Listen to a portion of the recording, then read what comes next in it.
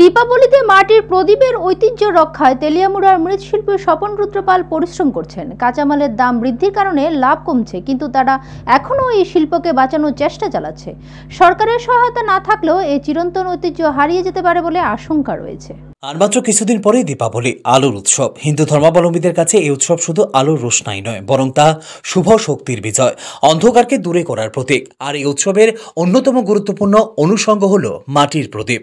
বহু যুগ ধরে দীপাবলিতে মাটির প্রদীপ জ্বালানোর মধ্য দিয়ে মঙ্গল কামনা ও সাংস্কৃতিক ঐতিহ্যের চর্চা চলে আসছে। যদিও আধুনিক যুগে নানা রঙের ও ডিজাইনের বৈদ্যুতিক বাতি, মোমবাতির প্রদীপের স্থান দখল করতে শুরু করেছে, তবুও এখনও কিছু মানুষ রয়েছে যারা পরম্পরাগত এই শিল্পকে আঁকড়ে ধরে রেখেছেন।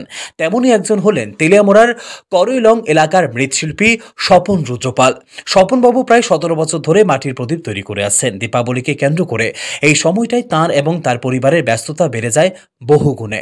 স্ত্রী এবং পরিবারের অন্যান্য সদস্যদের নিয়ে দিনরাত পরিশ্রম করছেন তিনি। আমাদের সাথে কথা বলার সময় স্বপনবাবু জানান, চাহিদা আছে ঠিকই, কিন্তু কাঁচামালের দাম প্রচুর বেড়ে গেছে।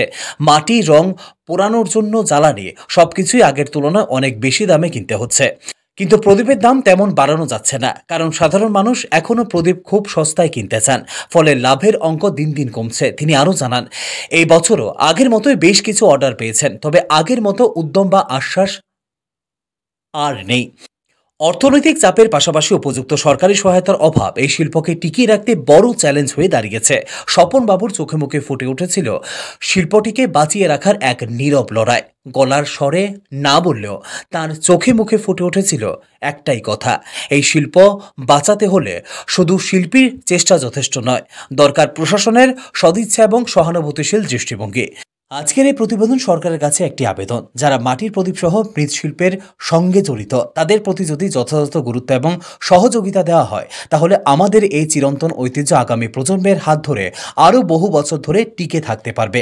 আর তখন আমরা গর্ব করে বলতে পারবো, আধুনিক লাইটের যুগেও আমরা মাটির প্রদীপের ঐতিহ্য ধরে রেখেছি। ব্যুরো রিপোর্ট, নিউজ তৎকাল 24। আমার নাম স্বপন রুদ্র পাল। আমি করইলং 1 নম্বর ওয়ার্ডের বাসিন্দা। আমি 17 বছর যাবত এই কাজের সঙ্গে যুক্ত আছি। প্রদীপ আমার এখানে 3-4 রকমের প্রদীপ তৈরি করি। এর মধ্যে আমার পাইকারি, বিভিন্ন জায়গা থেকে পাইকারি নিতে আসে, পাইকারি বিক্রি করি। খুচরা আমাদের বাড়িতে বিক্রি করি।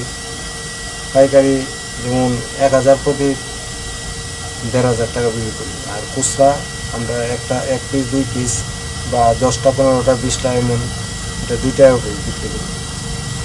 তো গেছে বছরের তুলনা এবার আমার অর্ডার আরও, পাইকারি অর্ডার আরও 1000-2000 বেশি হয়েছে, কিন্তু আমাদের এটাতে মুনাফা কম।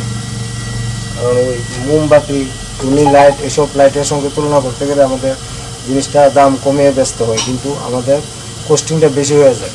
লাকড়ি, বাঁশ, বন এইসব জিনিসের দাম দিন দিন বৃদ্ধি পাচ্ছে। তার জন্য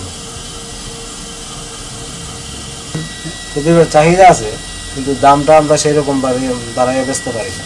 যেমন লাকড়ি, বাঁশ, বন এইসব জিনিসের দাম, মাটির দাম দিন দিন বাড়ছে, কিন্তু আমাদের প্রদীপের দামটা সেই রকম আমাদের যে যত। আপনারা দেখছেন নিউজ তৎকাল 24।